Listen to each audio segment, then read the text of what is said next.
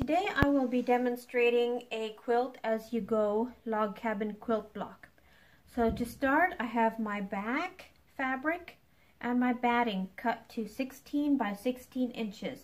And I'm just going to take the batting and fold it into a square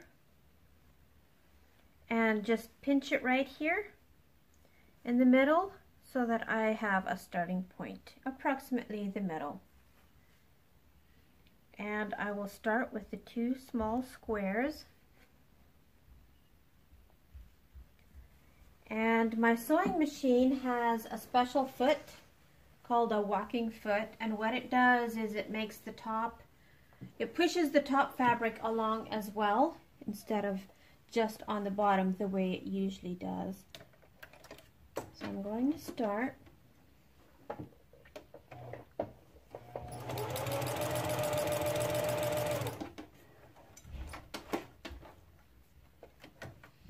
So there is that, and then I open it,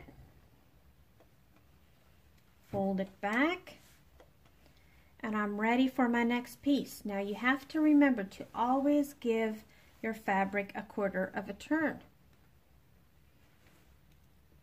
So then I am ready for my next piece. And your aim is to do a 1/4 inch seam allowance. If you do not, it doesn't always work out very well at the end.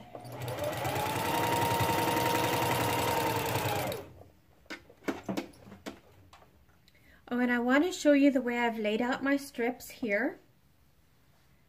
I have it going from smaller to largest. That helps me keep track of where I'm at and know which strip to use next, because I will get confused otherwise. So now that I'm done with that, I fold this piece over and give my block a 1/4 turn, and I'm ready for my next piece.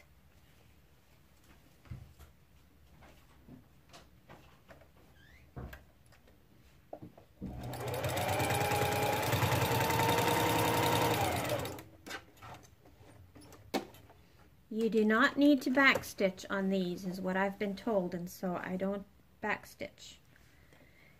So once again, I've turned my block a 1/4 turn, and I'm ready for my next one.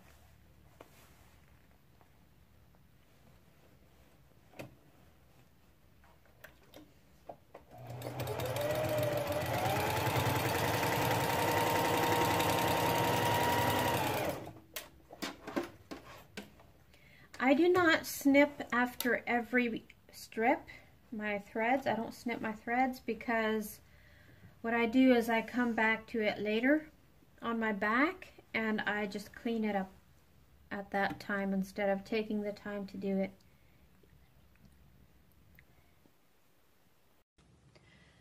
And so you just keep going with your strips.